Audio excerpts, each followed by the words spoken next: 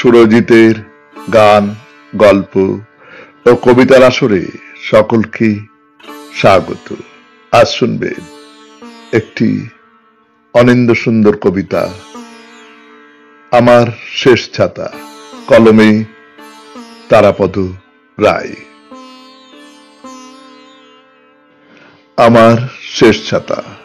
আমি আপনাদের অফিসে আমার শেষ ছাতা ফেলে এসেছিলাম, সেই আমার শেষ ছাতা।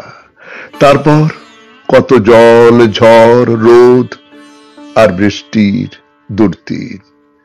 মাথার উপরে কোনো ছাতা নেই।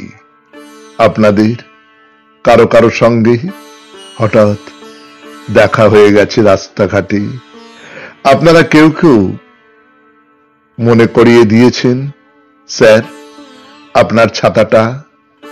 কিন্তু আপনাদেরই বার কতদিন, আপনাদের ছাতাও পড়ে থাকবে অফিসের আনাচে কানাচে, আলমারির পেছনে।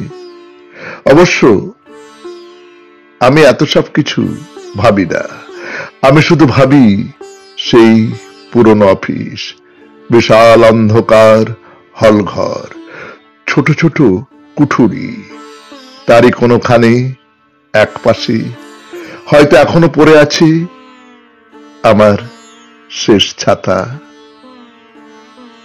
নমস্কার, শুনলেন কবিতা আমার শেষ ছাতা, কলমে তারাপদ রায়, উচ্চারণে সুরজিৎ দাস। সমগ্র অনুষ্ঠানটির সম্পাদনায় সুরজিৎ দাস, সেতারে ধ্রুব বাগচি।